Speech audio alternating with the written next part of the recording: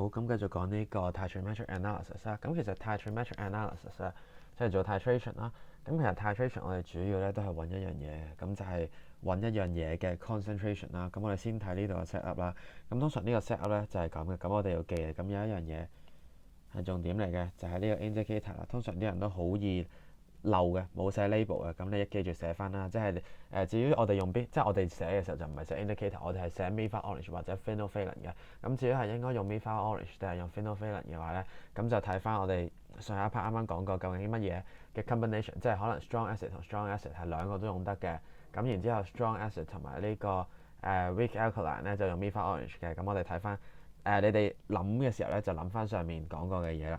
咁記住 indicator， 我哋唔係就咁寫 indicator， 我哋寫埋邊隻 indicator。咁 solution 咧，我哋都要寫埋咩嘢 solution 嘅，即係譬如係 sodium hydroxide 啊、hydrochloric acid 啊，咁你都要寫翻嘅。OK， 係啦。咁究竟呢個 set up 就叫 titration 啦，你哋要識畫嘅。咁究竟呢個 set up 點樣揾到呢個一嚿嘢嘅 concentration 咧？咁其實就係咁嘅。咁首先啦，上面嗰個放喺 burette 入邊嗰個嘢，通常我哋都會放一個 known concentration 或者 known volume 嘅嘢。咁我哋要知道，當你有咗個 known， 當你有咗嗱，我哋假設係 HCl 啦，而下面呢個 solution B 係 NaOH 啦。咁通常我哋先寫一條式嘅，咁就 HCl 加 NaOH， 就係呢條式先，就係佢哋究竟會點樣 react 咧？就係咁樣啦。咁然之後，當你喺個 burette 度 burette， 我哋首先放個嘢，通常都係 known concentration 同埋 known volume 嘅。咁我哋知道咗 concentration， 知道咗 volume， 咁我哋咪知道佢個 number of mole of hydrochloric acid 咯。咁所以呢度係 known number of mole 嘅。係啦，咁而呢個 solution B 咧，咁其實係咩咧？咁 solution B 就係 NaOH 啦。咁我哋通常就係唔知道佢個 concentration， 但係知道佢個 volume 嘅。係啦，咁我哋就係用呢個過程去揾翻 concentration 啦。咁你哋可能就會諗，咦，呢度我哋點知個 我哋知道個 concentration 啦，但係我哋點知個 volume 啊？咁其實就係我哋扭開呢個 stopcock 啦，我哋打開佢。咁當佢不斷burette 喺當個 burette 不斷滴啲 solution A 落嚟嘅時候，我哋就觀察住個 indicator 啦。咁當個 indicator 一轉色啦，即係譬如 methyl orange 嘅話，佢轉到去 orange 啦，咁我哋咪即刻停咗佢啦。咁我哋一開頭 mark down 咗去 original 個 volume 係幾多？我哋再減翻剩翻嘅剩下的 volume， 我哋咪知道佢用咗幾多 volume 啦。啲字有啲樣衰啊，唔好意思。不過你哋知我講咩啦？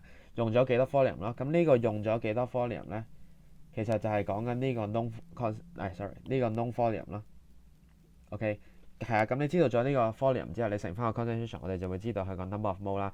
咁而知道 number of mole， 因為我哋寫一條式出嚟啦，咁我哋亦都知道佢嗰個 mole ratio 啦。咁所以我哋可以用翻個 mole ratio 去揾翻呢嚿嘢嘅 number of mole 出嚟嘅。咁當你揾到呢嚿嘢嘅 number of mole， 而我哋原先又知道 solution B 嘅 volume 喎，咁樣你將個 number of mole 除翻個 volume， 咁我哋咪可以揾到呢嚿嘢嘅 concentration 咯。咁其實成個 titration 咧就係揾緊一嚿 solution 嘅 concentration 嘅，多數都係咁樣嘅。係啦，咁而你要知道我哋點樣知嗱？首先我哋上面呢個 solution 咧，通常咧我哋會用 standard solution 嘅。咁咩叫 standard solution 咧？standard solution 就係講 a solution of known concentration。呢個好多人都唔記得咗要背嘅 definition 嚟嘅，咁所以一定要記得啦。但係都常考嘅，係啊，咁所以要記得啦。咁呢個就係一個 standard solution 嘅 definition。咁即係話我哋原先已經知道咗佢個 concentration 㗎啦。咁至於個 volume 點揾啊？就係 mark 翻 original 同埋 remaining 嗰個 volume 之後再相減咯。咁我哋咪知用咗幾多 volume， 咪知道佢落咗幾多 number of mole of 嗰個 solution A 落去咯。係啦，咁呢個就係 standard solution 啦。咁而究竟 standard solution 有啲咩 requirement 咧？咁就係即係我哋如果要 directly prepare 一個 standard solution 嘅話，有啲乜嘢 requirement 咧？咁就係首先佢要係 highly pure 啦，有 stable in air and solution 啦，does not absorb water and CO2 from air。我哋一陣會再解釋點解 soluble in water 啦，同埋呢個 large relative formula mass 啦。咁點解要 large relative formula mass 啊？咁其實就係為咗 minimize error in weighting 嘅。OK， 即係你喺度佢個重量嘅時候，咁我哋就可以 minimize 個 error 啦。咁譬如假設呢度有個 solid 啦，即係我哋假設啦，我哋點樣 prepare standard solution 咧？由頭到尾，咁就係有個 solid 喺度啦。咁然之後，我哋要度佢個重量嘅 weight mass 啦。咁之後再除翻佢嘅 molar mass，我哋咪可以揾到 number of mole 咯，揾到 number of mole 再倒落兜水度，咁嘅話，當佢溶咗落去嘅時候，咁我哋咪可以 prepare 一個 standard solution 咯。因為我哋呢個時候，我哋就知道佢嘅 concentration 係幾多嘛，因為我哋原先知道 number of mole，亦都知道個兜水嘅 volume 係幾多啊嘛。咁所以將 number of mole 除翻 volume，我哋咪可以 prepare 一個 standard solution，which is a solution of known concentration 咯。係啦，咁呢度 hygroscopic 啦，我哋就要解釋一個 concept，就係有啲乜嘢係唔適合做 standard solution 嘅咧，就係以下呢度框住呢啲啦。咁首先就係 hygroscopic 同埋 deliquescent 啦。咁點解咧？其實就係一個係 liquid form 嘅東西而係能夠吸水嘅，另一個就係 solid form 嘅東西而能夠吸水嘅。咁有啲咩例子啊？呢個 concentrated sulfuric acid 咧就係一個 hygroscopic 嘅例子啊。咁記住 concentrated sulfuric acid 係 liquid state 嘅，因為佢含有呢個即係佢個水嘅含量其實係好低嘅。咁但係如果係 dilute 嘅 H2SO4 咧就係 aqueous state 啦。咁 liquid concentrated 嘅 H2SO4 嘅話就係 liquid state 啦，咁佢就會 absorb water from 個 air during waiting 啦。咁呢個我哋之前都講咗佢嗰個dehydrating property 啦，即係佢係可以吸水嘅，喺空氣度吸水啦。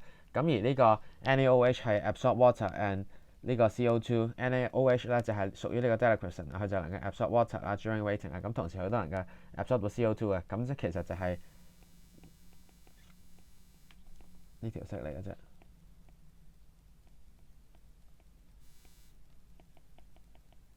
係啊，呢條式嚟啫。咁而呢個 ammonia 呢啲就係一啲常見嘅會考嘅 molecule，會 trick 你嘅嘢，譬如 NH3Br2，佢會問你可唔可以做我哋 prepare standard solution 咧，咁唔得嘅。雖然佢係 pure 啦，咁但係 volatile 啦，咁佢 volatile 有咩問題啊？